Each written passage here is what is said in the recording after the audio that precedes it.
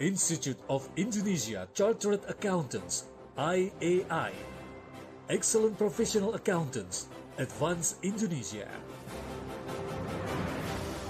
The Institute of Indonesia Chartered Accountants, IAI, actively supports the development of human resource and economic transformation in Indonesia.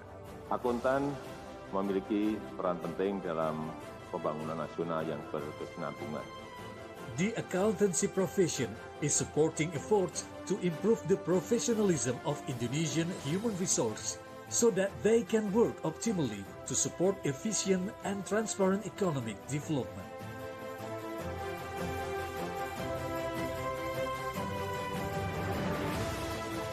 Through Initiative 6.1, which has been established as a general program of the IEI Council for the period of 2018-2022. IAI is ready towards Indonesia Emas 2045.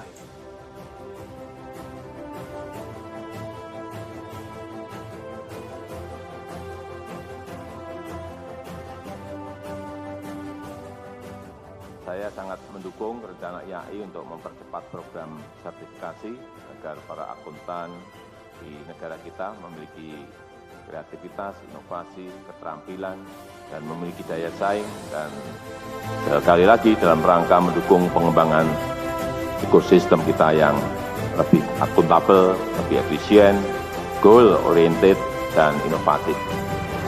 This responsibility is materialized through the Chartered Accountant or CA Indonesia as the identity for Indonesian professional accountants, and the quality is globally recognized.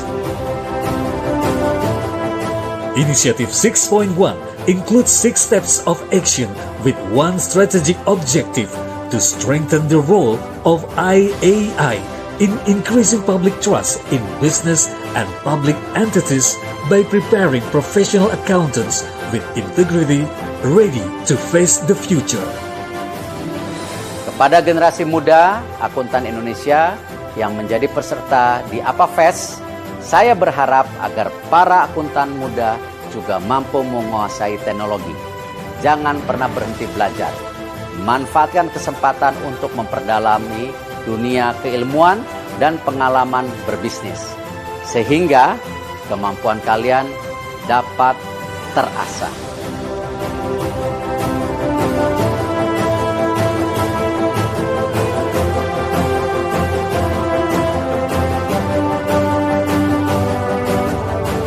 IAI carries out its duties and responsibilities to compile the financial accounting standards and professional standards, carry out certification examination, as well as other professional activities referring to the International Federation of Accountants.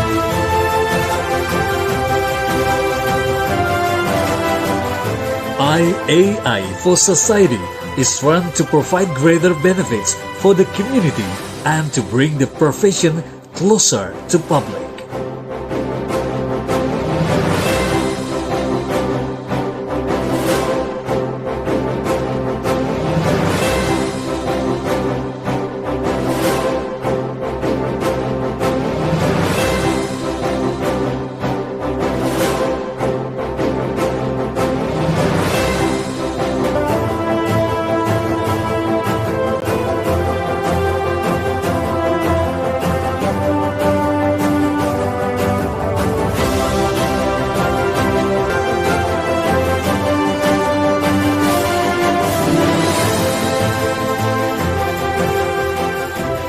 IAI's founding fathers have set two goals for the establishment of IAI. The Institute of Indonesia Chartered Accountants, IAI, was organized to enhance the quality of accountants' education and improve the quality of Indonesian accountants' work. IAI, Mastering Change, Preparing for the Future.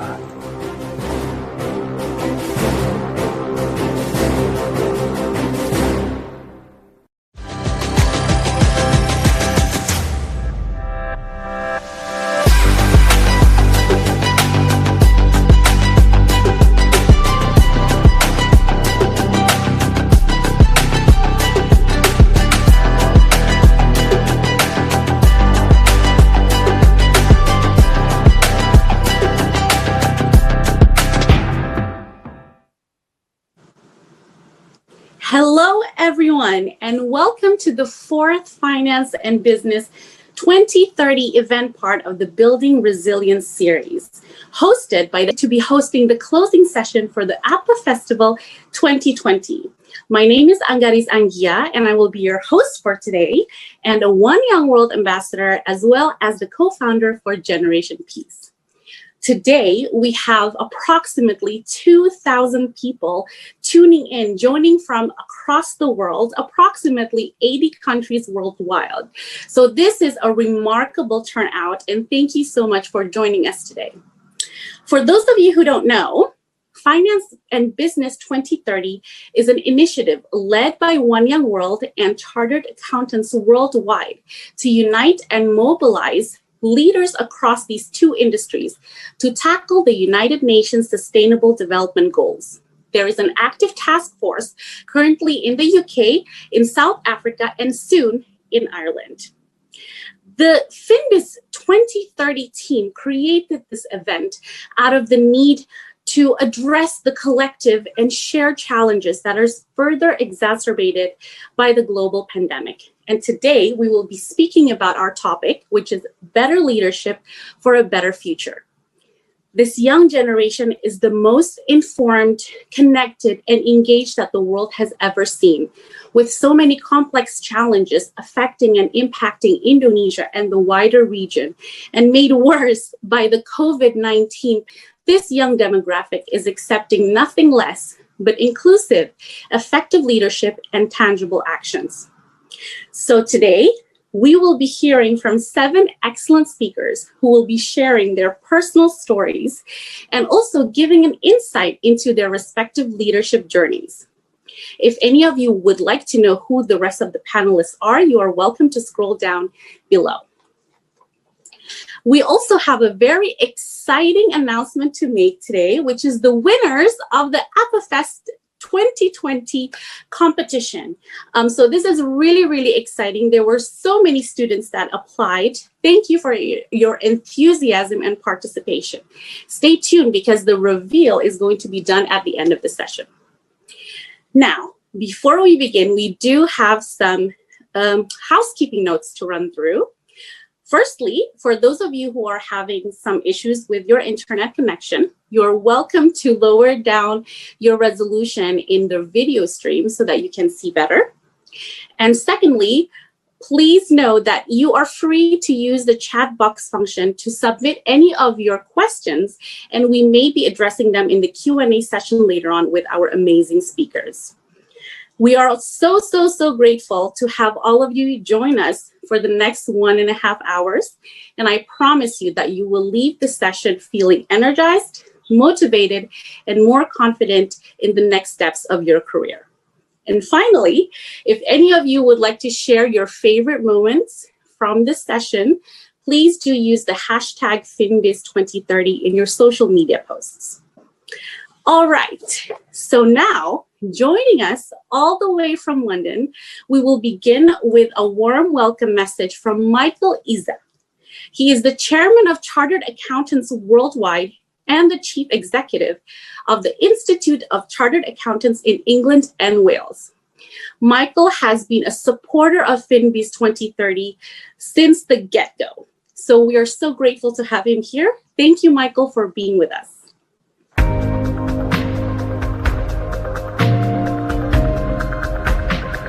Hello everyone, and welcome to our 4th FinBiz 2030 event, the first one we've held in the South Asia region. Thank you all for joining us today, and I know you're about to hear from some truly amazing people who I hope will inspire you and help us all to become better leaders and build a better future. I want to take this opportunity to say a few thank yous. Firstly, many thanks to our partner, One Young World, who we're working with on this global initiative, Finance and Business 2030. FinBiz 2030 brings together young leaders in finance and business from across the world to join together to drive positive action towards tackling the UN Sustainability Development Goals. There's never been a more important time for young leaders to engage with the challenges that are facing our society our economies and our planet. This series of FinBiz 2030 webinars sets out to address some of the challenges that young professionals are facing in these unprecedented times. And I'd like to thank our fellow CAW member institute, the Institute of Indonesia Chartered Accountants, for hosting this event. As the name suggests, Better Leadership, a Better Future aims to inspire and engage with the next generation of chartered accountants and finance and business leaders in the region and around the world. Today, we're focusing on leadership. There's been much said about this subject in the past, but now the challenge is clear. Leaders today and in the immediate future will need not only to have the right skills to lead their organizations, but have a responsibility to help us build back better, to build a better future for our communities, to build stronger economies, and to build a better world. With strong leadership, we can work together towards these aims. As a finance and business profession, chartered accountants have a key and influential role to play in achieving them. Leadership models are changing more rapidly than ever before, forced by the current global pandemic. As a leader of ICAW and of chartered accountants worldwide, I know I've seen the need to adapt. I spend more of my time speaking to colleagues virtually, and that's a challenge to build relationships and teams at a distance. For me, it's about clarity and conveying a shared vision. Many of us have had to adapt to working in the lockdown, often working alone. That requires us to look at our leadership style and skills and ask ourselves, what does good leadership look like in these challenging times? How do we need to adapt? How do we build resilience for ourselves and in our teams? How do we develop effective communication skills and the ability to influence even at a distance, both of which are needed at a time when many of us are working remotely? And when it comes to team building, how can we ensure effective collaboration and team working when we're working remotely? Of course, technology has a role to play, but it's only part of the answer. I know that you're about to hear from some inspiring young leaders who will share their experience and thoughts on these challenges for leaders in these unprecedented times. I thank them all for giving their time and sharing their experience and thoughts today. There's a lot we can learn from hearing their stories. As finance and business professionals, we have the opportunity of a lifetime to reset the dial. The finance and business community can play a leading role in building resilient and sustainable businesses, communities, and economies. Remember that you are connected globally. I encourage you to get involved in FinBiz 2030 and play your part in building a better future. Enjoy today's webinar.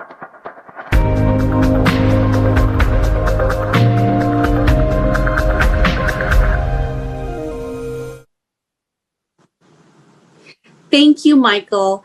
We are so grateful for your time and insight, and you have been such a transformative leader in the industry, and we look forward to seeing what you can accomplish next. So now we will go into the meat and the highlight of our event, which is listening and hearing from our amazing headline speakers. And then we will move on into the Q&A session. So as you watch, I would just like to remind you, please feel free to submit your questions into the chat box, and we may be addressing them later. Right, so first up of our list of amazing speakers is we have Farwiza Farhan. She is one of the greatest activists of our generation, committed to protecting our earth. And her work in Sumatra focuses on conservation, protection, and restoration of the Loser ecosystem. And she has been globally recognized for her policy and advocacy campaigns. So thank you, Farwiza, for joining us. The floor is yours. Thank you so much, Kia, for the introduction. To be honest, maybe everyone would relate. I'm also as nervous as every other speaker, no matter how much that we have done in this sphere. However, in its essence, activism is the spirit of wanting to change the status quo, albeit in the various sectors that we think could be improved. My own activism journey came out of love. Love for nature, love for the ocean, love for life in this planet. Like any unrequited love, it usually breaks your heart to see something that you love being destroyed.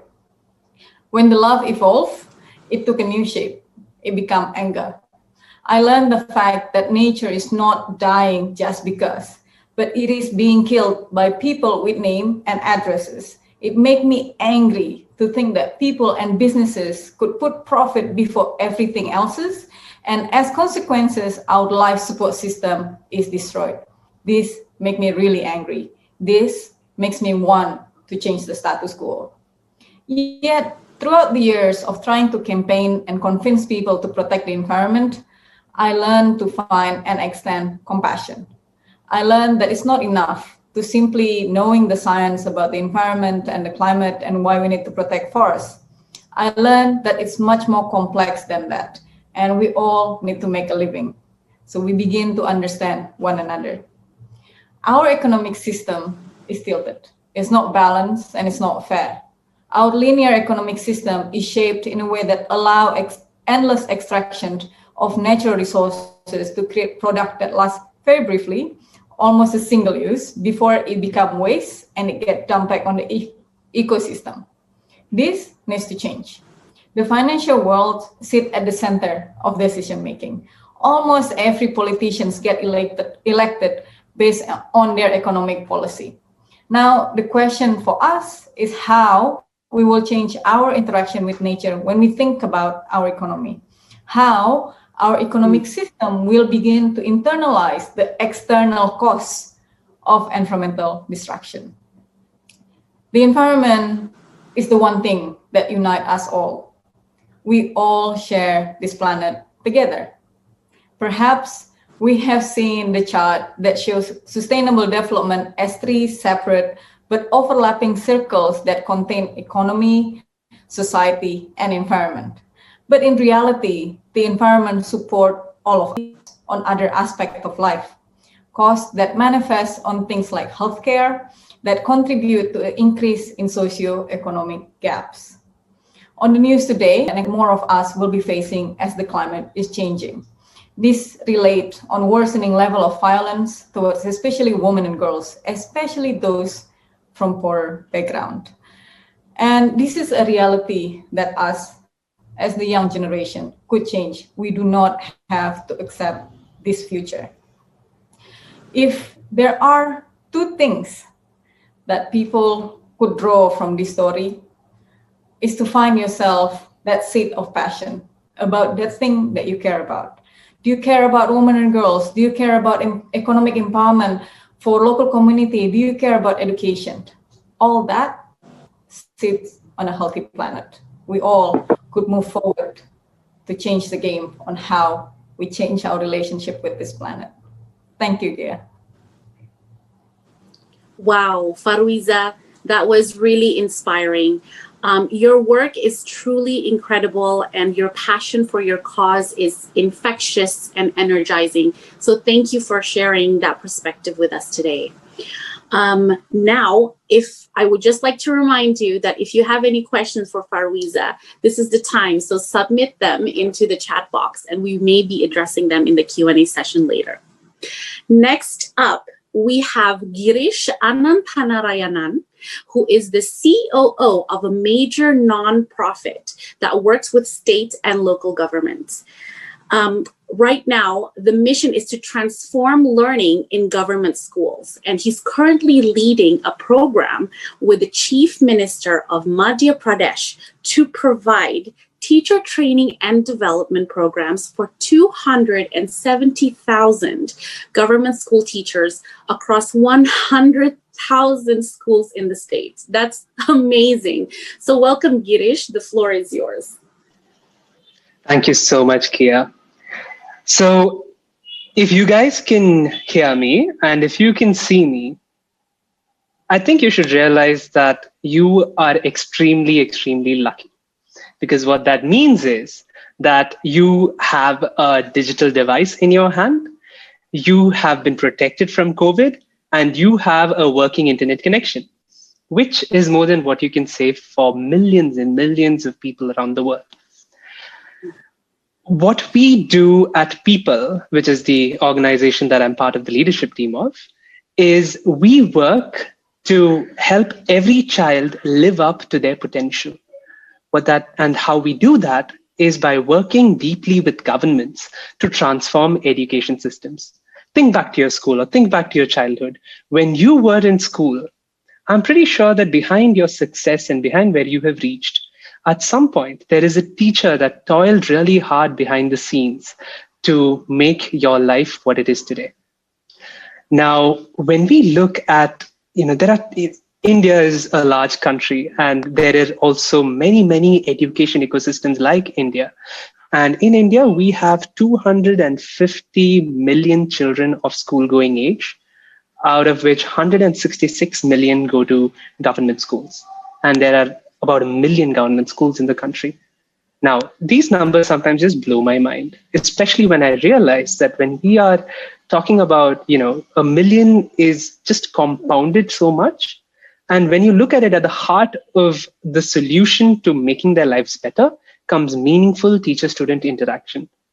When we talk about the government system and when we talk about the education system, there are millions of people, there are teachers, there are education officials, there are government officials working really, really hard to make a difference.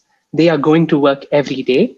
And yet studies show that in India, at least, and for much of the developing world, this would be true, about half the children of age 10 can't read a second grade textbook. And about 3/4 of them cannot do division in mathematics.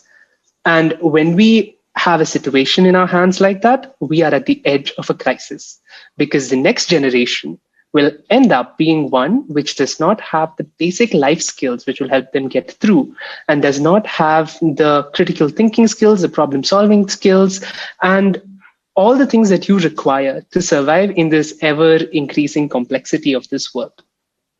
And that's where we come in. What we do is we work with governments to create meaningful teacher-student interaction and to create high-quality teachers.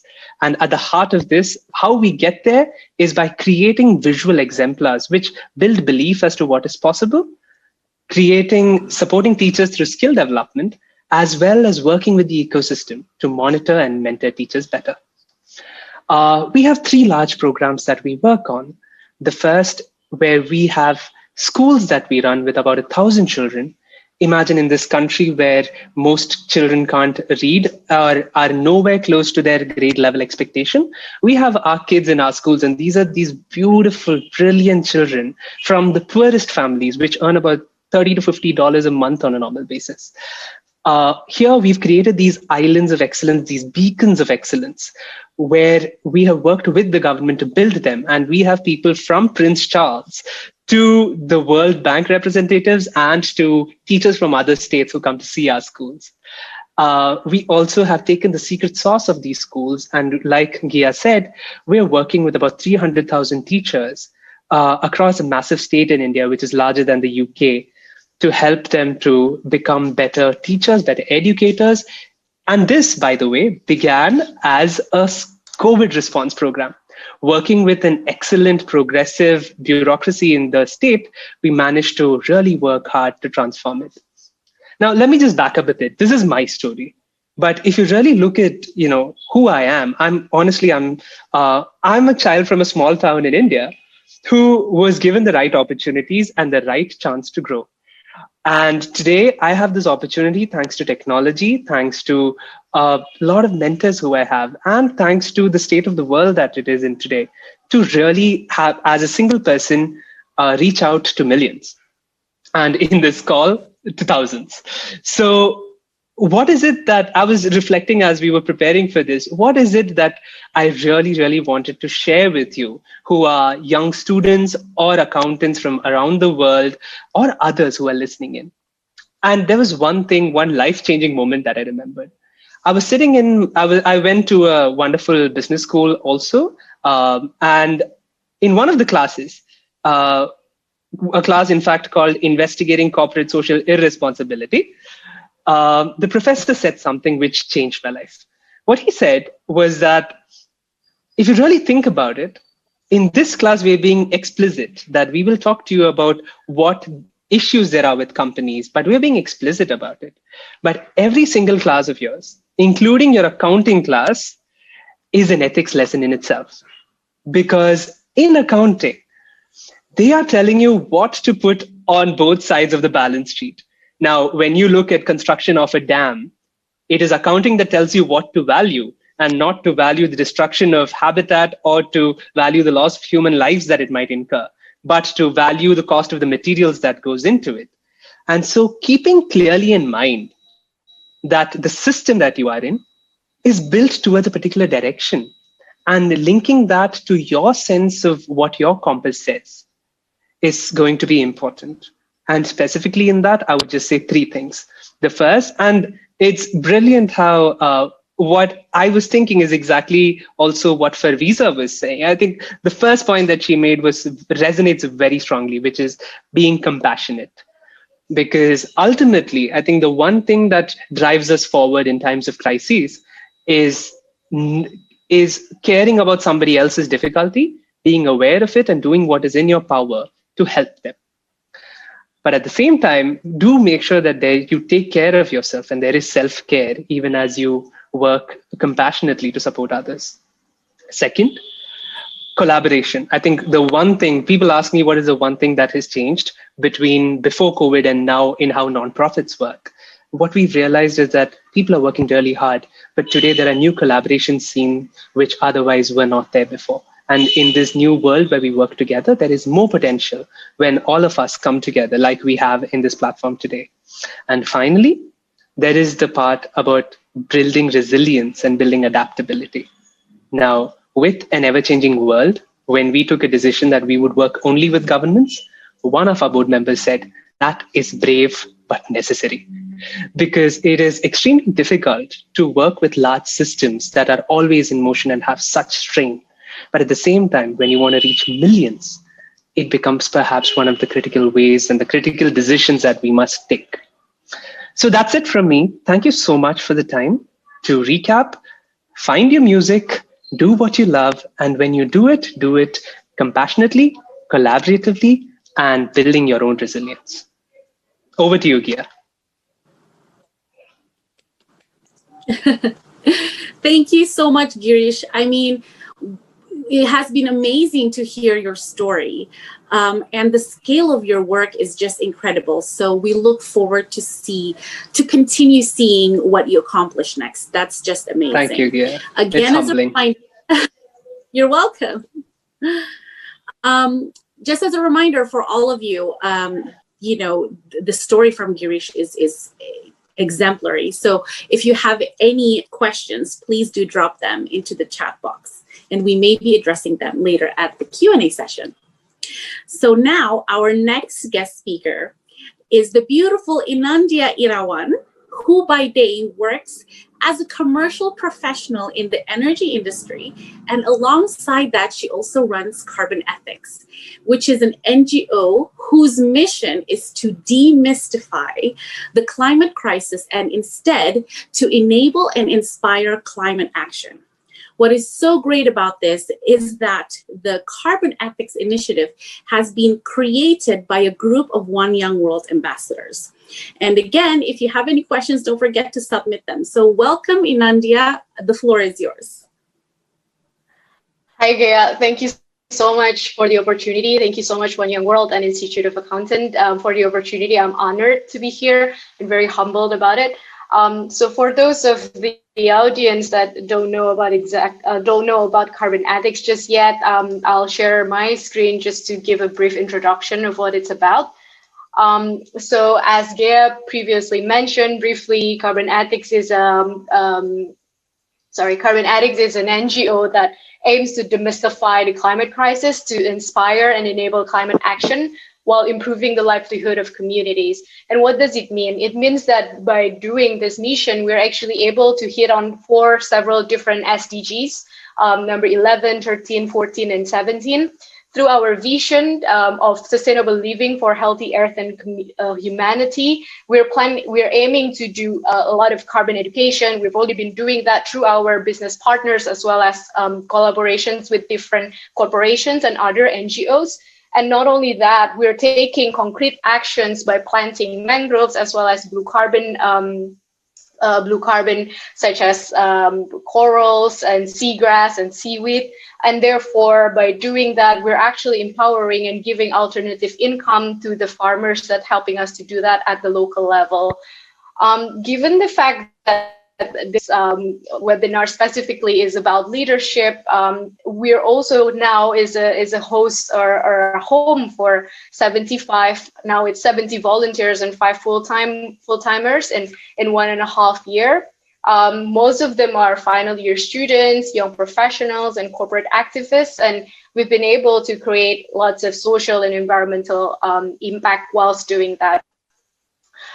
So if you ask me on whether or not the pandemic has given us a chance to actually build resilience within the team, within how we do business, how we do carbon ethics approaches, we realized that during the pandemic, a lot of our farmer partners lost their main sources of income, as most of them are double hatting as fishermen as well as tour operator. So this further convinced us to launch several campaigns that required us to reach out to our business partners as well as corporate networks to give them the additional alternative income to help their family, as often these mangrove farmers are the group of community that gets forgotten because people tend to the doctors and the nurses or the Gojek drivers, but not necessarily the blue carbon farmers. So during the pandemic, we really effort in trying to help them even better.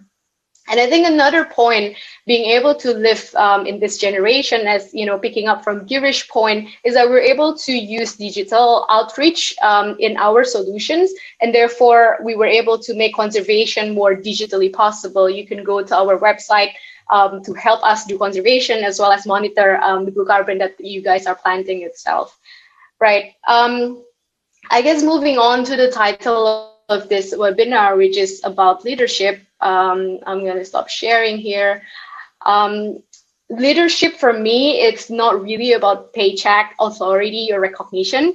Leadership for me is about the readiness to serve others, and it's about equipping others with the right tools and strategy to help breaking down barriers and leading through example in this VUCA world that we're living in. And what is VUCA? VUCA is actually vulnerable, uncertain, complex, and ambiguous, just like 2020. Whatever plan we've made in 2019, it must be changed in 2020, right? That's just how the world is currently, the state that we're in.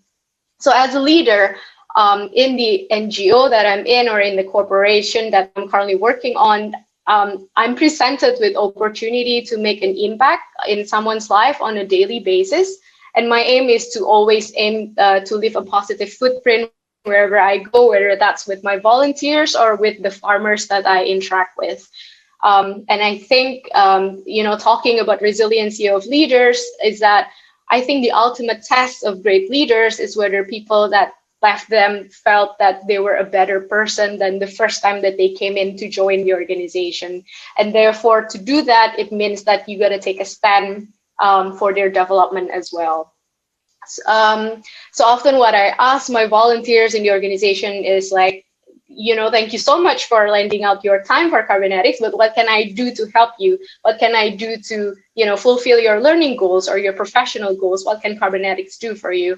And therefore, it's sort of like a reciprocating love between one another, because we want to help them and they want to help us, and eventually together we help the environment. And that is the power of collaboration that I see. So I think I really do owe it to the One Young World 2018, Kate and team that have really propelled me to action. Coming out of that One Young World conference, I just couldn't wait to start action. I just couldn't afford to just postponing, concepting, wishing, and waiting. I wanted to jump in right into action. And That is how I started my corporate activism journey. And I realized during that process is that I didn't need a lot of resources, but what I needed the most was strong personal conviction to help solve a problem. And if you ask yourself, how do you find your passion? How do you find your ikigai? My mentor once told me that passion is actually a performance multiplier. So when you know you're happy and energized at doing something, even in my case, doing cybernetics is actually meaning that, it's on doing late nights as well as weekends. It still fits me with lots and lots of positive energy to propel my days onwards and forwards, right?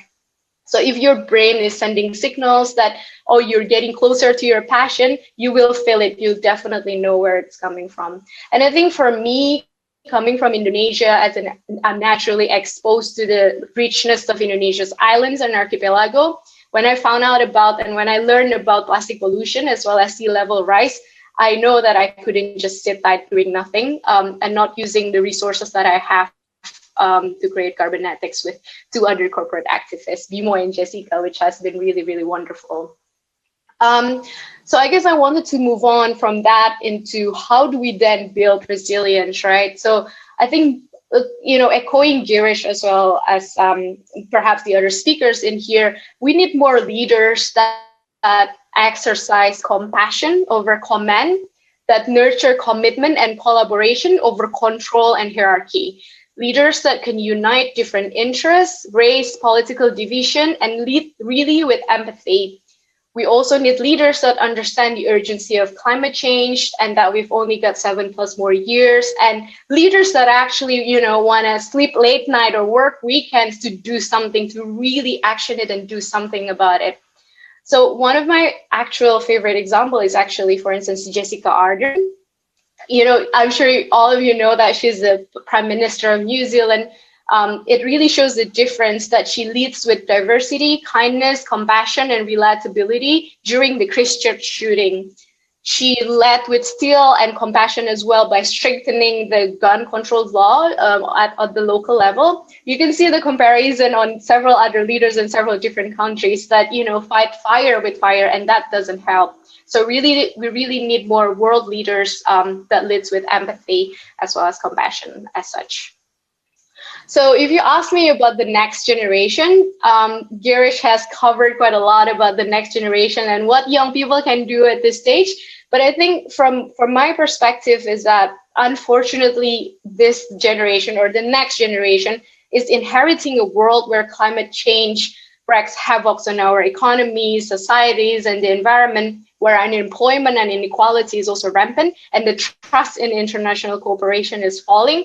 However, what I also see is that we have seen some evidence that makes me believe that the next generation of youth has the stubborn optimism to decelerate the climate crisis. And this is what makes the next generation so different, right? And you also from home, thousands of you can also make an impact from home.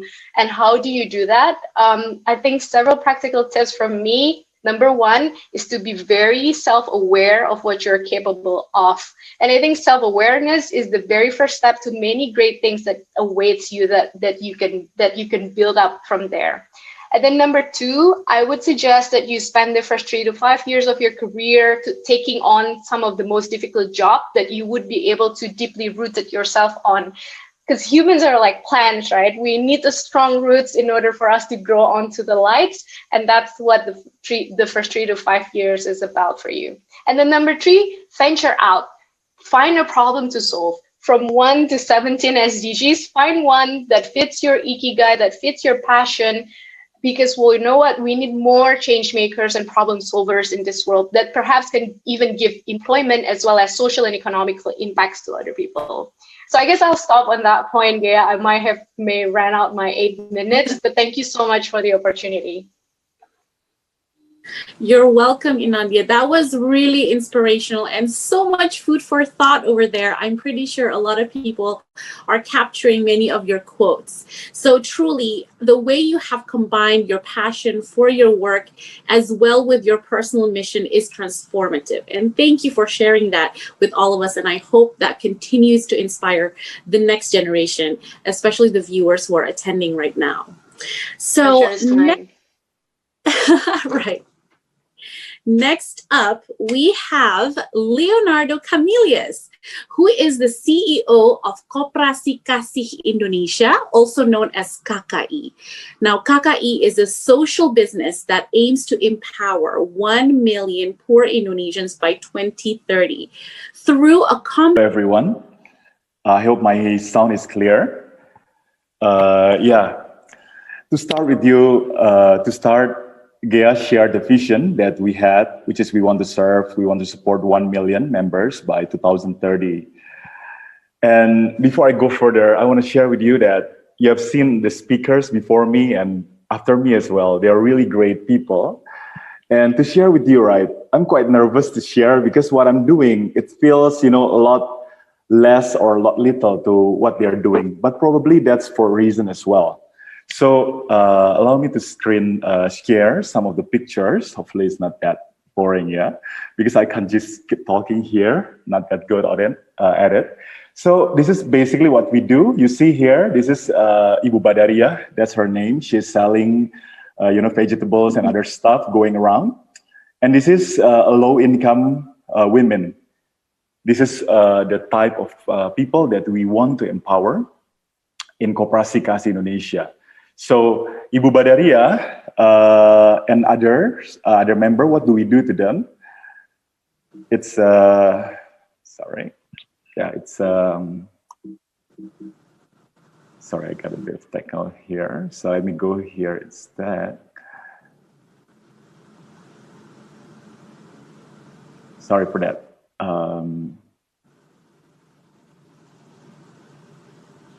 Yes. So what we do is, firstly, you see the money is being given. We provide a loan to our members, but this is actually the most common thing, microfinance or microcredit. We provide working capital loans. At this moment, it's between 500,000 rupiah to 2 million rupiah as a starter, with the highest loan is around 7 million.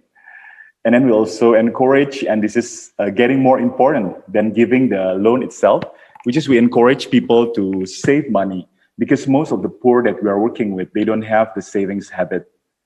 And then going further with that, from that, we are trying to develop the mindset of members that we are working with.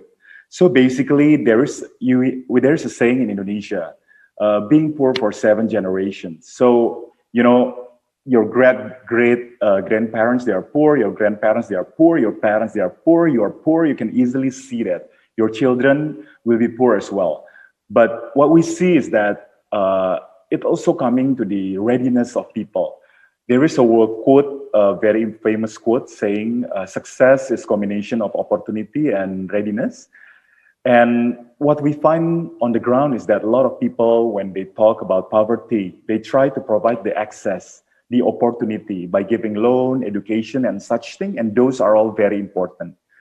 But without the readiness, sometimes people do not use or maximize the access that they have. There's a saying that, if you want to help people, we want to empower them. We do not give them the fish, but we give them the fishing bait or the fishing rod. But the question is, if fishing rod, they will not be able to do it anyway. So teaching them to do it, encouraging them to do it, is something that we also try to do, and we think is the most important thing that we do at KKI. And that leads to this Ibu, it's called Bu Sulastri. You see her holding pictures. We call this frame of dreams. This frame of dreams, basically, every member that we work with us, they talk with their family and they put pictures of things they dream about. In this case, well, you see it's a Rolls Royce there, but she also wants to go, basically she wants to have a car, a house.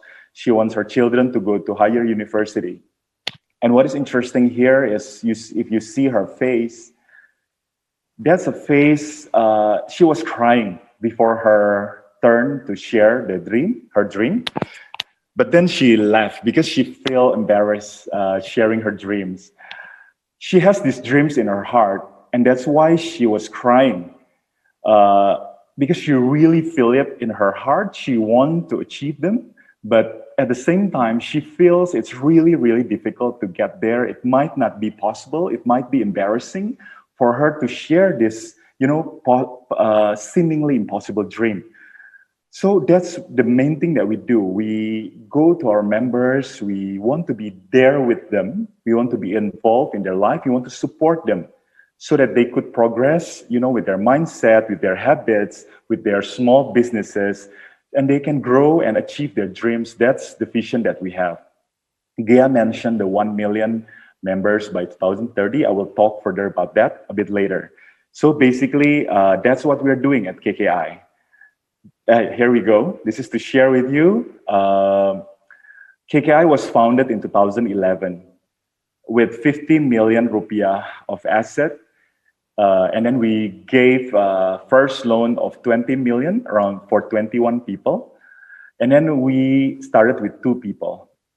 We served 21 members. And then by these numbers, I want to share with you that when we want to start something, sometimes like I was back then, we tend to think we want to do something big, make an impact at the global level. We want to change the world. And that is an amazing thing, to be honest. That's an amazing thing. And that's exactly what I want to do. I want to do as well. I want to help we want to help 1 million people by 2030. And 9.5 years onwards, we are helping 9,800 members. That is so far away from 1 million members. But there is a story in here that I want to share with you. To go back a bit, before I started KKI, I didn't want to start something when I was young. I wanted to be very successful first. I studied accounting, like probably most of you. I wanted to work, and I went to work at a consulting firm. And after that, I wanted to go to business school. I want to become a CEO at a young age. And then I want to start something when I have, the resources, the knowledge, the network, the money. And my family live well already. But then God has different purpose, different plan. And I started just 2.5 years after I graduated. I only had 50 million of rupiah to start with. But I was called to start. And then through, ups and downs, some experiences, I finally started. And I have this big dream. I want to help a lot of people. And I told my co-founders that, if after 20 years, we do not help 1 million people, this is all, useless. This is for nothing.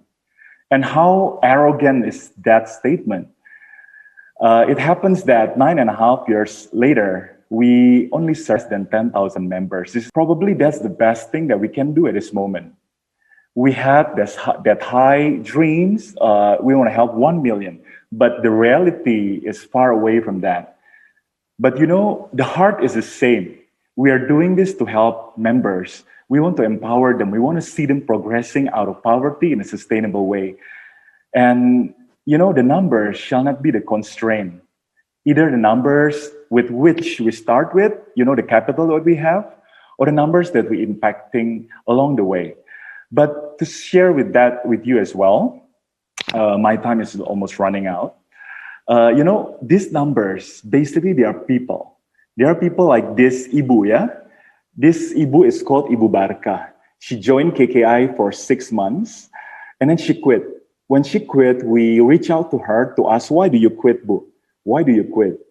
And then she opened this little book and she showed it to us. She said, "Pa, now I save money every day." And then we look at it, and she saved 50,000 rupiah per day.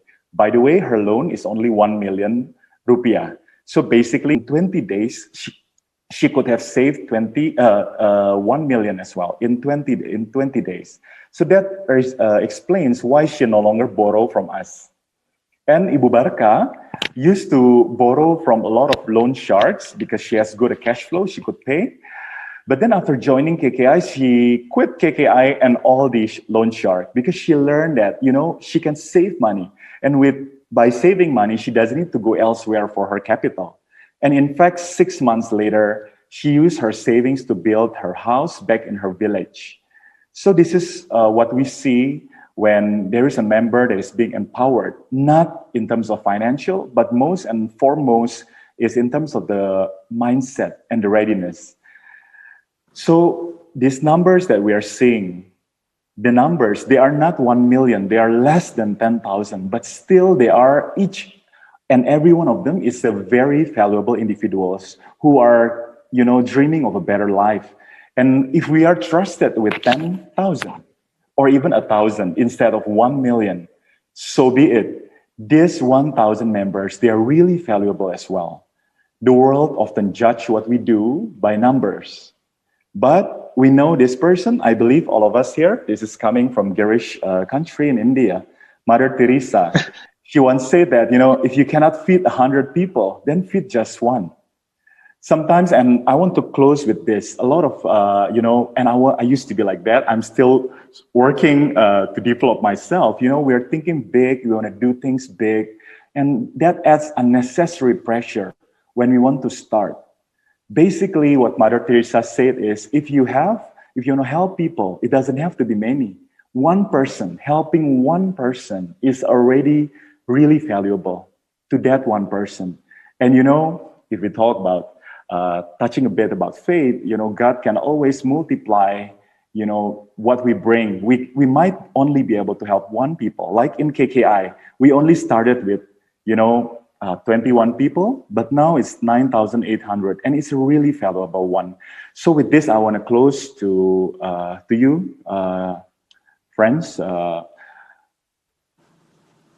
do something good is more important than to do something big in general. But of course, if we can do good things in a big scale, that will be even better. But don't let, inability or, not being able to do something big to stop us from doing good things for those around us. So hopefully there are relevant things that you can take. That's from me. Back to Gea. Thank you. Thank you so much, Leonardo. That was really, really brilliant. And I think that, it's important for people to know that empowering one person is meaningful and valuable. But of course, dream big is also very, very important. So thank you again, Leo, for those clear and actionable insights. And I'm sure we will all be closely following your work after hearing from you today. Right. So now we would like to move to our final speaker before heading into the Q&A session.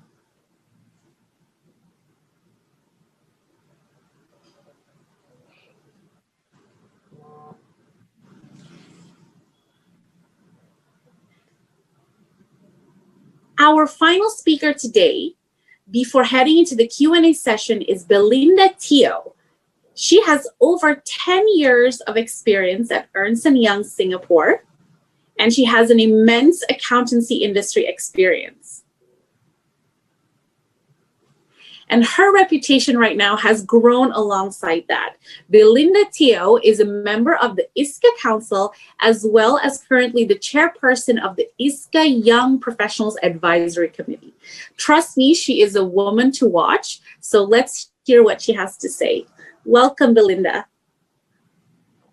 Hi, everyone. Thanks for having me here, especially after all these wonderful speakers. Yeah, so I'm Belinda from Singapore, and I'm here to share with you just a little bit about my journey in the accountancy industry and how I'm now leading the Young Professionals Network for the accountants in Singapore. So just a little bit about my history. I started out my career quite like most typical graduates in Singapore. I fulfilled an internship with EY. I was granted a priority offer to join, and then I came back upon graduation as a full-time audit professional. And just like most young auditors, I'm not sure if everyone is aware, the long hours and the high stress of the profession can get very, very stressful. So that got to me, and I actually left the industry around 3 years into the job.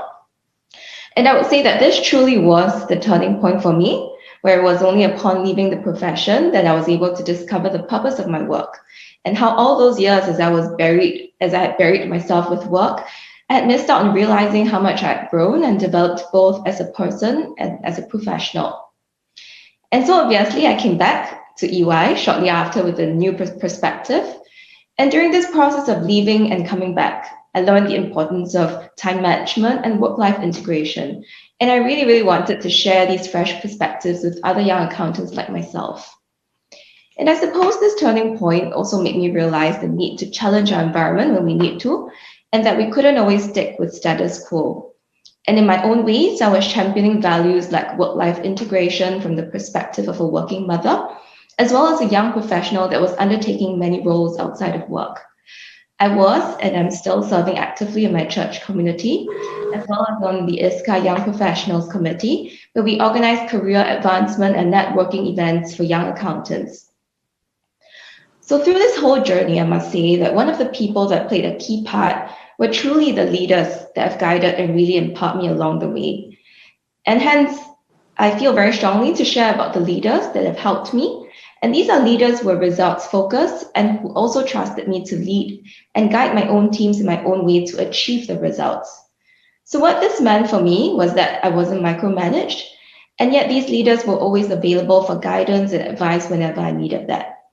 And at the same time, they also encouraged me to continue to pursue everything else that was technically outside of my work scope, such as my involvement with the ISCA Young Professionals Committee. So this showed me that they were leaders that trusted me, which to me is really one of the key aspects of effective leadership, which is trust and empowerment. So on the topic of leadership, another aspect of effective leadership that I admire and hope to practice is one that is focused on the long-term vision and success of the industry. And that's a kind of leadership that is conscious that the actions of today will have a huge impact on the people of tomorrow. And this has become ever so relevant to the accounting industry than it ever has been. So as some of you might already know, the accounting industry is undergoing tremendous changes. And in fact, there is so much talk about how accountants could potentially be replaced by robots in the future.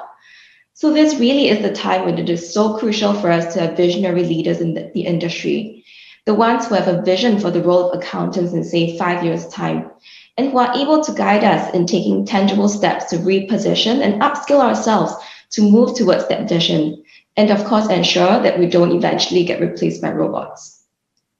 And right now in my career, I'm seeing some of these come into fruition under the vision of our current leaders as we shift much of our focus to the use of data as well as leveraging on technological tools to make sure that we do things more efficiently and that we're always ahead of the curve. So if I could just leave you with 2 pieces of advice to the young students in the audience today. The first is really to never be satisfied or happy with status quo, because that's exactly when complacency sets in. And we are living in this world that absolutely doesn't tolerate complacency. And of course, this is all the more important in the accounting industry, which I've just touched on. And the sector, and in fact, the world is evolving all the time. And we just have to embrace learning and keep learning so that we will always remain relevant. And in fact, it isn't about what people say about ensuring that you step out of your comfort zone, but instead how I see it is that you keep equipping yourself to expand your comfort zone. So my second piece of advice is probably less of an advice, but more of a thought that I would like to leave with everyone. If you would just imagine with me life as a voyage, and our role in this lifetime is simply to be the temporary custodian of the vessels that we have been placed in charge of. So think about what is the state of the vessel that you would like to leave behind with your successes to help them reach their destinations. And in time to come, as you'll be leaving school, not just as graduates in whichever field of study that you're in, but as those with the ability to make an impact and be a change maker to your various spheres of influence. So let's all journey together in this voyage and strive to leave behind vessels of treasures for our future generations. Thank you, Gia.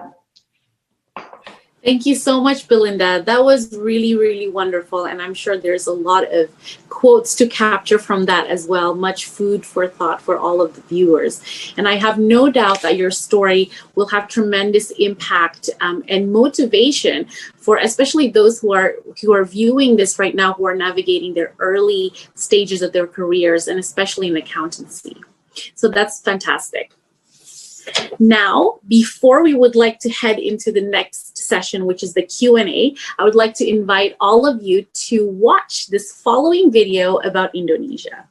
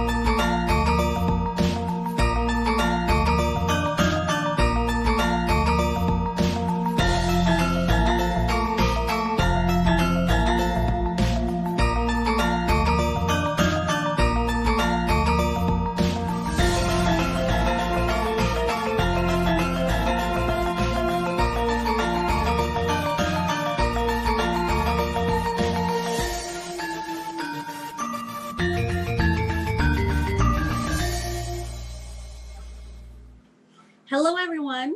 So now it's time to head into the Q&A session. For the next 30 minutes, you will be hearing our speakers answer some of your questions that you have submitted. Firstly, I'd like to thank all of you who have submitted all of the questions. They were fantastic and terrific questions, but there were a lot. So unfortunately, we're not going to be able to go through all of them. But we did come to find common themes that we will be raising.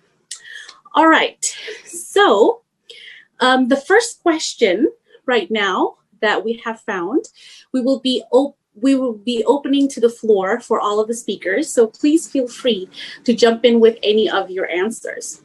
Right, the first question, oh, I like this one. How do you shake the status quo in a competitive environment as a young person with limited experience? I think we addressed a little bit of this throughout our topics today, but maybe we can start with Farwiza. You would like to give an answer? Okay, I'll give it a try, but I think that other panelists would be able to add into the answer as well. Essentially, when you try to shake the status quo, the first thing you need to do, I think, is to build alliances, because realize that you can't do everything alone, and you would have your own ups and downs. So to find that ally within the group of people who also want to see the change that you want to see, who share your goals, and through building that alliance, you could slowly move things for the better. I'm gonna pass it on. Yeah, I think I can add up on top of Farwiza. I totally agree with that. But I also think that you don't have to shake the status quo right away. You can first start with gentle waves and then a little tsunami, and then eventually create a gentle earthquake. And I think if you say that you have limited experience, that itself is already going to be limiting yourself. So what you want to see is that the glass is half full instead of half empty. So if China, as the biggest coal emitter, can say that they're going to go net zero, nothing is really impossible. So I think you should start with that. If I could just add, I think just taking forward. So if I could just add to that, just taking forward, I think you shouldn't undervalue yourself as to what value you have and what value you add. Simply because when you look, if you look at it, what we lack in expertise, youngsters typically make up in enthusiasm. And when we looked at our organization, I mean, we have people from across ages, but we realized that the one thing that drives or makes us really feel happy while we work is the fact that we're all enthusiastic about our work and about whatever we do. So something that our CEO, Kruti, keeps mentioning is that, you know, we're going to take over the world with our enthusiasm. So that's kind of what you should also look to do. And exactly like in India said, keep learning, right? If you don't know enough, learn something. Right? Keep expanding your boundaries, and that'll get you there sooner than you think. Wow, the themes here that have been raised is really incredible. Collaboration is the key to innovation through alliances, and continue to learn, and take your time to build and develop that experience, and just continue learning. So I think that people shouldn't be discouraged to pursue change and become change makers. I think that's really fantastic. Anyone want to add more? Belinda, do you want to add something? Yeah, I think for me, it's really never ever doubt the ripple effect. So the ripple effect is the fact that, you might be young, or every small action that you take might seem like it doesn't have a huge impact, but you never really know who you're going to influence and who that person is going to influence, and so on and so forth. Yeah.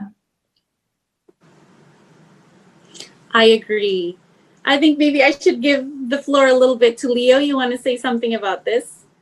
Yeah, regarding this, to shake the status quo, I think for me personally, the goal itself is not to shake the status quo, but to do what is right, to see, if there is anything that, is not in place, to do what is right with the passion that Girish said.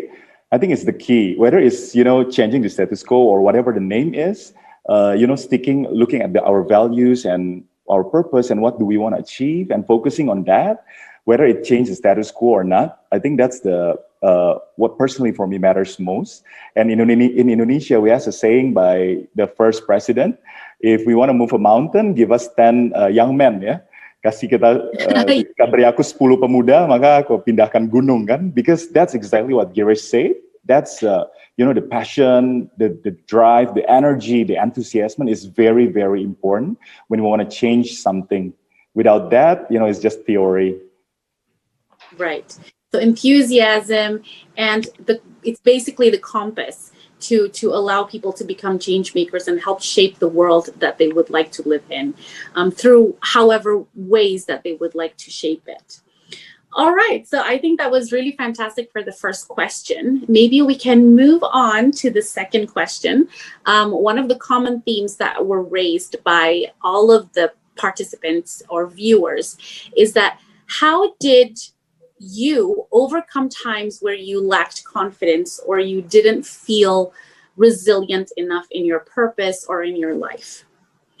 Who wants to start? Maybe Inandia, you want to start this time? Yeah, I think in terms of lack of confidence, it all starts from self-awareness, right? As I mentioned before, do you know yourself, what you want, what's your passion, what you're capable of? I think if you already able to get to know yourself to that level of depth, you'll be able to move mountains, as Leonardo said.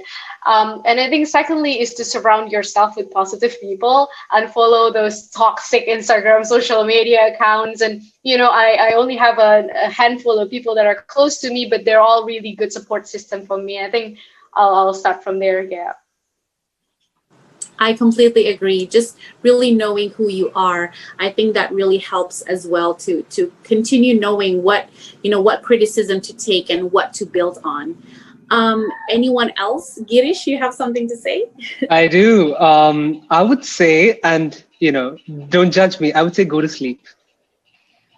Now, why I would say that is because what tends to happen, and there was a point of time when I was in a horrendous situation once at work, and that was probably also those 3 months where I learned the most. And I used that, and I transformed in that pressure, and I realized when I look back what I could have done differently. And I think I would start with self-care again and sleep. I have a really close friend of mine who tells me that most people prioritize work more than relationships, more than health. While actually what you should look to do is prioritize health over relationships, over work. And so when you do that, I'm reading this beautiful book called Why We Sleep. And that's why I say just go to sleep, because what happens is you feel better, you are clearer and less worried about what's happening to you, and you will be in a better position to fight the battle that you need to. So take care of yourself, and it's okay to not feel ready at times, and it's okay to be stressed. I mean, you should have seen us in the last 30 minutes before the session began. We all have our fears when we got on stage, but we did pretty okay, I think. So. Yeah, no, that's completely true. I think that's an important actionable point as well, is to rest your mind and your body, before recharging it again, and then build your resilience slowly at a time. So I think that's great. Anyone else? Yeah, I want to add on this. So I think interesting what Girish said, to recharge first. And also, like Girish said, it's okay that we don't feel confident, or we feel like, it's very difficult. I think it's a feeling that is human. Sometimes we want to keep going and we do not want to acknowledge such a feeling, but actually to be with yourself, sort to say some kind of meditation, to accept, that's the feeling, and that is okay. I would say that's the first thing. And then the second thing is to go deep and to search again, what's the purpose? Why are you doing things that you are doing? And finding inside you the fire again. And this is also a meaningful way to search whether the things that you're doing is still giving you that fire to keep going on. Because as a young person, we keep looking for our calling in life, and everyone, of course, have a purpose on why they are on earth, right? So to keep searching inside and get that fire again, or actually get to know that, probably it's something to start something new. It could be another thing. And also, if you believe in that, praying is definitely helpful to, to recharge also, physically, mentally, and spiritually as well. So that's from me. Thank you. That's fantastic. Anyone else want to add to that? Yeah, I think for me, building and maintaining key networks would be very important. So networks are kind of like these little pockets, and you need to know exactly which pocket to reach into whenever you have a certain challenge. So for example, when I struggle with issues with work or client management, I would obviously speak to my mentor in the office. Or like if I'm struggling with issues about being a mother, then I would go and tap on my mother's network. I guess just acknowledging that we are not going through life alone, and we just need the right support system. Yeah, I agree. So basically, this is another form of acknowledging alliances and collaborations throughout your life in whatever shape or form. It doesn't have to only be at workplace or at the office, but really, truly in all aspects of your life. I think that's a really great point. Can I just add something to what Belinda said? Especially there, I think taking that one step forward, what I have found is that there is something to learn from everyone. And so when you're facing something that you need to get over, I remember a time when somebody who I met at a work event, and we were having a conversation, and I brought up some difficulty I was having with my team. And they had a perspective from their experience, which really helped me and which helped transform both my relationship with the team member, as well as their ability to perform, and just unblocked that immediately. And so it wasn't that I knew the person before. It wasn't that I knew they knew what they were going to say, but I trusted that somebody's alternate experience, there might be something for me to learn from that. Right. So gain open-mindedness as well from every learning opportunity can exist from anywhere. I think that's really important as well. Wow, there's so many quotes here probably for all of our viewers to capture. All right, so we can move on to the third question. This is also an interesting one. I think that a lot of our viewers are concerned about this, is how do you balance? So balance is a big word here. How do you balance your duties as a leader to drive performance, especially at a time like this, but also to nurture your teams and promote professional and personal development?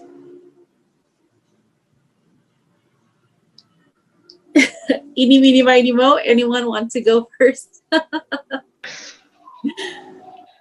I can, yeah. Well, now I used to work in McKinsey for a while, and at McKinsey, we used to keep talking about balancing performance and health. And that's what you're alluding to in some sense. The one thing that I found when I came to Peepul, and I still talk like an outsider sometimes because I'm just in awe of the organization's culture that the team had built up even before I came. And what I realized is that somehow at Peepul, the entire focus is on health, and somehow performance just flourishes.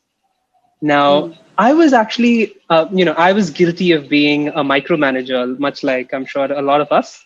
But I realized much later that that's what it was. And I think where it came from was where the solution to that came from was to realize that nobody wakes up in the morning, brushes their teeth, gets ready, and comes to work to say, let's be a horrible person who doesn't get their job done. Now, that's never what happens. So to trust that your team has entrusted themselves with you, and to trust that they are trying their best, and to have high expectations of them, but to also support them in their own journey, which may look different from yours, is perhaps the key. And somewhere, and I think somehow the word hasn't come up till now in our discussion, trust is at the core of collaboration. Trust is at the core of unlocking team performance. And that, at least for me, has been a journey, and one that has been very, very fruitful. That is very valuable. I think that's an interesting way for people to embrace that framework of leadership, is that, becoming a leader and a responsible leader is that you have to retain and you have to maintain that trust from the people that you work with, and also who you serve. So I think that's a fantastic advice. I think if there's time for me to add on here, so I think from my experience is getting to know the team on a personal level, have time to bond with them, understanding their learning goals as well as their professional or personal goals. It really helps to build, for me to understand what sort of experience can I help to fill in that gap, and whether or not I can fill in that experience in the organization that I'm leading. And I think several times, even if you face the difference, the gap between, the young ones or rather the more senior ones, it's important to remember that it's choose to be kind instead of to be right. And, try not to scold them even if they make, silly mistakes, but actually, be honest with them and let them be part of the journey as well. Let them have the ownership as well as the accountability, because it is just as much as my journey, as much as theirs as well. So letting them be part of that decision, of that ownership and accountability, actually helps them to have more personal commitment onto personal and professional development. I think that was really important as well for everyone to note, is that leadership is about collective, leading a collective ownership of your purpose. And I think that's important to include everyone else as part of your journey. So that's a really important point. We have a few minutes left for anyone who would like to jump in about this question. How do you balance your duties as a leader? Anyone want to jump in? I would like to add. So I use, and I'm probably still partially a terrible leader in this sense. I really focus on task and getting things done. I really don't care about what people think. And it went really, really bad at some point in my journey in KKI. Everyone wants to wants to quit in the management team. They cannot bear with me anymore. Oh, and that's really a wake-up call for me. And then at that time, I reflect, meditate on it, and it changed, actually. The mindset, this is the key thing. So my mindset used to be, it has to be between performance or the team's development or caring for them. Actually, it goes the same way. I mean, if we care about our team, we nurture them, we help them to develop, they can definitely perform better. So the mindset is that it's not something that's, conflicting or there is a trade-off. It could be there is a trade-off in the way, but it's something that goes along the way. If we develop our team, they can perform better, of course. So that mindset is really the biggest thing for me, to see that, if we develop our team, it means it will increase the performance. Probably not in the shortest term, but it will for sure. It's more sustainable that way as well, when you focus on just the collective happiness and readiness of the team. If we have a minute more, I think, sorry, it's just something, because I've burnt my fingers with this one, just like Leonardo was saying. And I think the toughest part of this is recognizing that you could be a bull in a china shop, that you could be part of the problem and not part of the solution. And that's where something that Leonardo said earlier comes in, which is around action and reflection again, where you are more and more self-aware about what's working in what you're doing and what's things that you could work on and become better at. And having those conversations that one of us mentioned, I think it was in India, who mentioned being vulnerable and having open conversations with the team, again, fosters that space where, and honestly, the one huge thing that I've realized happens to people as they reach really senior positions, I'm talking about, like heads of states, talking about head of organizations, is that the feedback loops get cut. They don't have a way to know if they're doing well or not from their team, honestly, in a risk-free way. And I've heard that the one thing you do is ensure that you've got those feedback loops going, because the moment you stagnate is the moment you are in an echo chamber and you never know if you are really being there for your team when they need you. Right. Reflection is definitely a powerful tool, and this works for the whole generation as well, is that, we have to continue to reflect on our actions for today and how it will have the impact for the future as well. So it works in your personal life and also in the larger society impact. So I think that's very valuable input. But I think, even though this is a very interesting discussion, but we have run out of time. Again, thank you everyone for the questions. Unfortunately, this is all that we have time to go through. And thank you for all of the speakers to have shared all of your insights and perspectives. I think they're very valuable, and hopefully it will continue to inspire this next generation, and whoever is right now viewing this will definitely find it meaningful. So everyone else, please do give a big round of applause for the speakers. I'll represent. Right, so now this would not be a FinBiz event without hearing from our lovely and beautiful co-founder of One Young World, Kate Robertson herself. She is the visionary behind the movement that has impacted so many of our lives so deeply. So thank you, Kate, for always being our greatest champion. So over to you.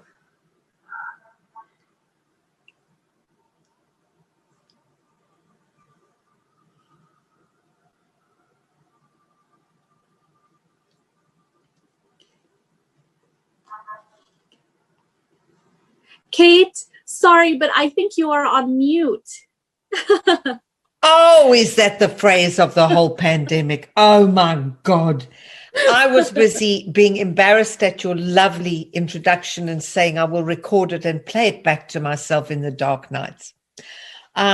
Firstly, thank you, Gaia, sweetheart. Thank you so much. Also, thank you to Edward, to Monica, to Aki, and of course to Michael Itza and to Ruth Hidalgo for the incredible series that is FinBiz 2020. Has just been astonishing.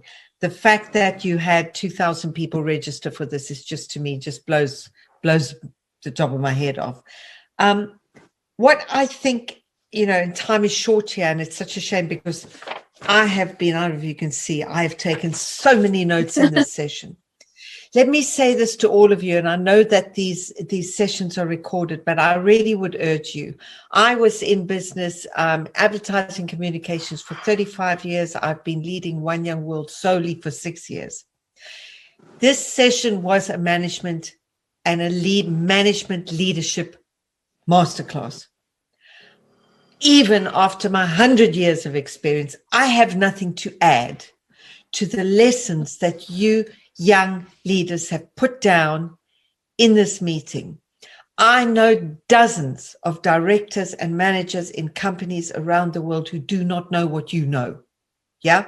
And I'm serious about that. I'm not just, as we rudely say in English, blowing smoke up your ass. I promise you it is so. So please, gather and hold those lessons. I would take you through all of them again because they're that important, but I can't use the time to go that way. So I just want to sort of pull some things together because you are stunning. This was an amazing session, but I want to push you harder and further.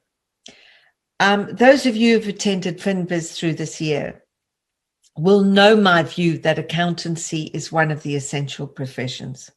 As important as we know today science is, God bless us the news yesterday. Please, God, let this vaccine be a real thing.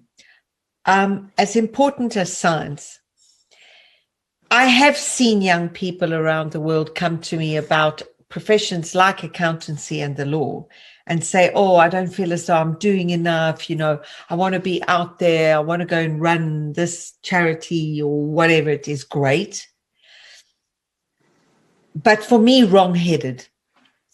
Everything that your generation needs to get done is going to need to be measured and accountable and is going to have numbers next to it, especially the amazing work from people like Farwiza in India when it comes to the real crisis the world is facing, which is the impact of climate change.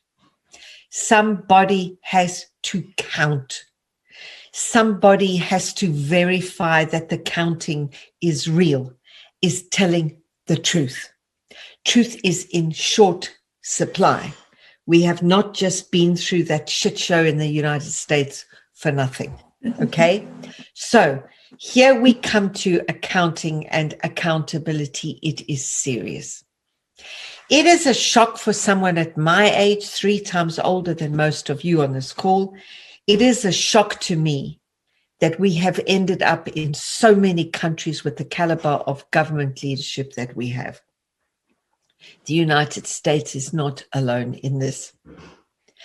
This is a shocking situation. In my lifetime, I don't think we've ever got to such a low standard. Now, there are outstanding government leaders in the world.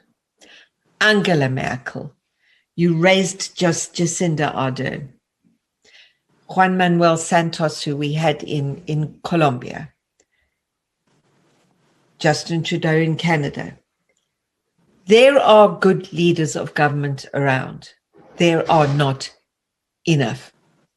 And to the point that came up earlier about status quo and complacency, I think there are some fair points to be made there. And it would be this: you have to look to democracies where the well-meaning and the good-hearted and the people that we think grasp the right thing have been asleep, have gone to sleep, and have vacated the leadership space. And look what happened. Evil does not get complacent.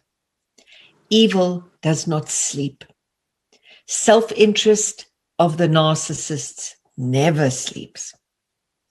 So what does that say to everybody? What it says is the world needs quality leadership for the good. Yeah? And this doesn't come out of the wall just because Kate says, oh, we need leaders, and oh, look, here it is. No, it doesn't. The work of leadership and developing leadership is massive. Look at the new president in the United States, 40, how many years of trying, God bless us, okay? I would urge every one of you on this call, because you are leaders in truth, leaders with a capital L. You are what the world is looking for. Those of you who have the stomach to move through the ranks and the organizations to lead your countries, to lead your city and lead your state, please, for the sake of the world and your people, begin your journey. I know that it's not for everybody. I understand that. I never did it. I do understand that. But what I would say to those of you who are not going to do that, you are all good people. You are the leadership we need. So if you're not going to go into politics, find people your age in the One Young World community and beyond who are in politics, who are running for local, statewide, and national office. Go and find them and hold their hand and push them and steer them and make them be the leaders that we need. Otherwise, things can only get a hell of a lot worse than they are today. A hell of a lot worse. Why? Because the impact of climate change is now beyond emergency. Way beyond. Let's not kid ourselves. Those of you living in low-lying island states will know this. Way beyond. We were talking about pollution when we came onto the call. So I would say to everybody, with all of your utter brilliance as managers and leaders, which you've demonstrated on this call, so this is going without question. Are you running for office locally, in your state, in your province, nationally? What are you doing about it? The journey may be long. It may start today when you're in your 20s and end when you're in your 70s, like Joe Biden, God only knows. But if you are not, you will know people your age. Pick them. Pick the candidates. If you know someone your age who you see is in politics, who you think has got all the vuma and charisma and guts that is needed, go and stand next to them and say, I've got your back, but boy, do this right. Be the team, form the team. But I cannot urge you sufficiently to the scale of the task and to its urgency. So all over the world now, I am seeing One Young World ambassadors in their 20s moving into various levels of people representation, certainly in the democracies. But you don't want to get to my age and be saying, oh, look at the leadership. The leadership's absolutely terrible. You know what? Those of you in places where there's a vote, we get the leaders we deserve. So I take the point about this, the debate about do you bust the status quo or do you shake it up or whatever. What I would say is this. However strongly we hold to a view or a principle, if there is someone across the other side of the road who holds to the opposite, at some point you will need to talk. You can see this in the United States now. When we were in Dublin in 2014, the story in Northern Ireland is exactly that. And we put on the stage the leaders of the armed military wings of two warring factions, those two men who had decided to collaborate in impossible circumstances with their lives at risk. We've seen the same thing from our own community in Colombia. People whose families have been killed, lives have been put at risk, have sat down and said, Daniel Buritica arriving in Dublin in 2014 with Regis, one of the FARC guerrillas. And that friendship has endured to this day. This work will need to be done. This constant polarization of I hate you, so you hate me, so I hate you, so I get out my gun, you get out your gun. It's just pathetic. It is pathetic. It is the politics of a 10-year-old in a sand or 4-year-old in a sandpit. This is nonsense. It is not good enough. So you have to be on your guard for those people who are like that, because I tell you what, they will be the ones with the social media following. They will be the ones who end up on your television screen, because this is absolute bullshit. But what's for sure? The lesson for communication, and all of you on this call have been excellent communicators. Words matter. What you think and what you believe should happen, you must communicate what you think, what you believe should happen. And not only was, I feel hate, I feel I feel this. Never mind the emotions.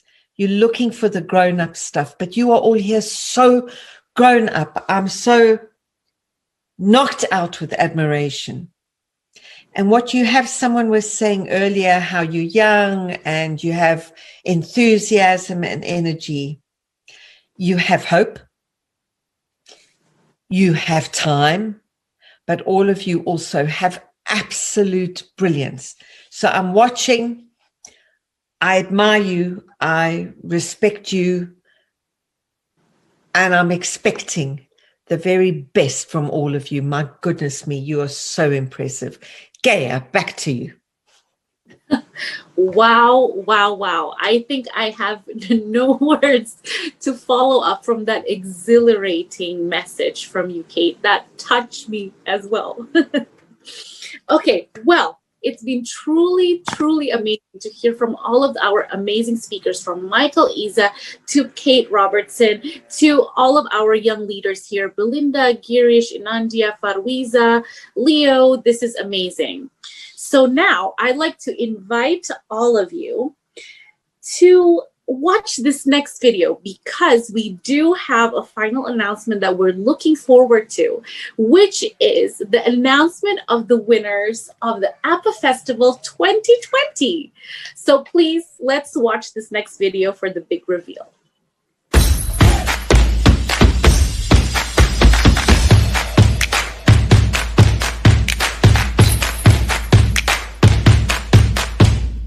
The Honorable President of the Institute of Indonesia Chartered Accountants or Ikatan Akuntan Indonesia, Professor Madiasmo, accounting student, aspiring accountant, and all participants of the IAI Aspiring Professional Accountant Festival 2020 from all over Indonesia, members of the Chartered Accountant worldwide, leaders of the accountancy profession, and professional accountants from around the world. Assalamualaikum warahmatullahi wabarakatuh. Good afternoon. As we are moving towards the end of 2020, society continues to deal with and rise to the many challenges that are brought by the COVID-19 pandemic. During these times of uncertainty, it is even more important for the accountancy profession to demonstrate our relevance to the stakeholders. Professional accountants must take a leadership role in providing a sense of accountability, integrity, and professionalism in every aspect of the socio-economic recovery board that we are all participating in. From safeguarding public trust over execution of government's policy for financial incentive, to assessing the financial impact of the pandemic to business of all sizes. Now is the time for accountants to play our role to further the public interest. For professional accountants to play this important role, they need to be equipped the latest know, how, and future-looking set of skills that can be found in internationally recognized qualifications such as the Chartered Accountant. CA is a testimony of one's professionalism and commitment to maintain their capacity through continuous professional development subject to continuously improve professional standards of quality. A key element of ensuring future relevance of the profession is by focusing on the development of the next generation of professional accountants. IAI APAFest 2020 is an excellent platform for stakeholders on the profession to engage with the best accounting students from universities all over Indonesia and to encourage them to embrace the future of the profession as one of the important components for a stronger economy in Indonesia. APAFest is IAI Students Member Creativity Festival that will bring together the best future professional accountant candidates with representatives of leading companies in Indonesia. Since it was first held in 2017, APAPES has become an important initiative in uniting and initiating a community of young accountants in Indonesia to prepare themselves for the increasingly global business complexity in the future. We hope APAPES 2020 will continue to be a platform for networking and collaboration in the future, involving more regional and international stakeholders. Ladies and gentlemen, as we celebrate this day, November 10, as the International Accounting Day, I hope the accountancy profession will deliver its potential and produce our next leader who will serve as the catalyst for a better future for all. On behalf of IAI, I would like to thank Chartered Accountants Worldwide and One Young World for the opportunity to collaborate in this joint session between our APAPES 2020 and FinBiz 2030. I look forward to continuing this excellent relationship and exploring potential future collaboration for young accountants, particularly in Indonesia and the ASEAN region. I wish you, accounting student and aspiring accountant, the best in your journey to become professional accountant. I am proud to be an accountant. Stay safe, stay healthy. Assalamualaikum warahmatullahi wabarakatuh.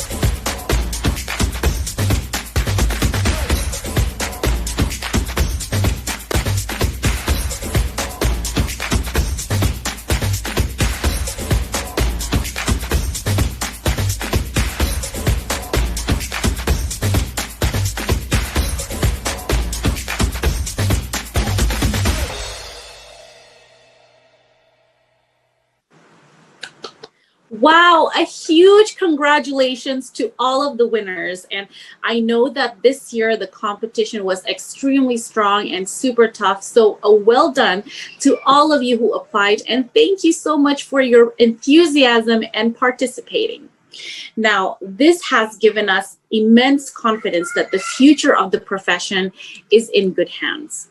So today, as you can see throughout this whole session, it has been an exceptional opportunity to broaden our understanding and mindset about what real and responsible leadership truly means. And we are at a point in history where each and every one of us is responsible and has a duty to lead this world with real courage and resilience. And we hope that spending time with us today has enriched your day and that you will be taking away practical and actionable insights to incorporate into your daily lives. We will be looking to keep this FinBiz movement alive in Indonesia, so do stay tuned for any follow-up emails to let you know how you can be personally involved. And we are looking forward to that. So we encourage to share your favorite quotes or moments from this event, again, as a kind reminder, with the nice hashtag FinBiz2030 and tagging us in your posts. We also want to give a huge thank you to our partners at Big Top Multimedia and A1 for bringing this huge event to life. Well, I think that is all from me today. So thank you, everyone. And my name is Anggaris Anggia, and see you next time. Bye-bye.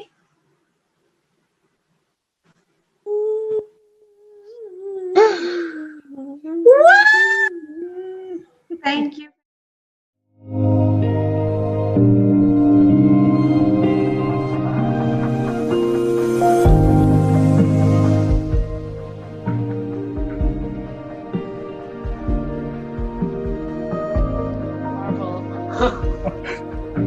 Wow. Thank you so much. Wow.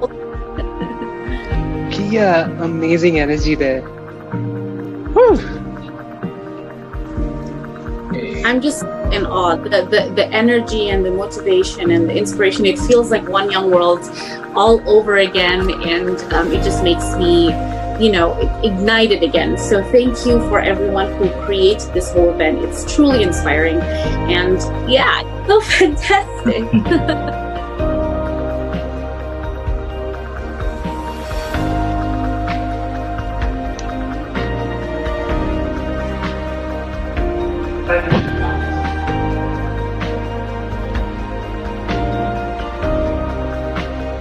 I saw you heard. First of all, no.